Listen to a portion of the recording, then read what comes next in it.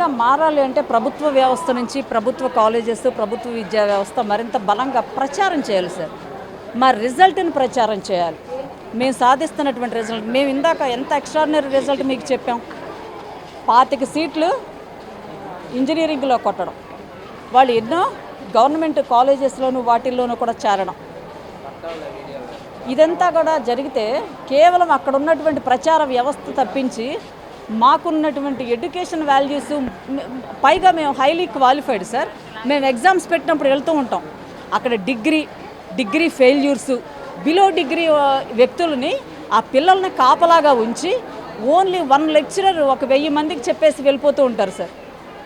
అంటే ఏంటి, లెక్చరర్ చెప్పేసి వెళ్ళిపోయాక ఇక సబ్జెక్ట్ ఎక్స్పర్ట్ వాళ్ళకి అందుబాటులో ఉండరు, వాళ్ళ డౌట్స్ తీర్చడానికి కానీ వాళ్ళకి మరింత విపులంగా చెప్పడానికి కానీ ఇక్కడ మేము competitive exams out of 5 lakhs మెంబర్స్లో నేను ఒక వ్యక్తిగా ఒక పోస్టును కొట్టాను అంటే నేను ఎంత కాంపిటీషన్లో ఉండుంటానో, ఎంత కాంపిటీషన్లో వచ్చి ఉంటానో చూడండి.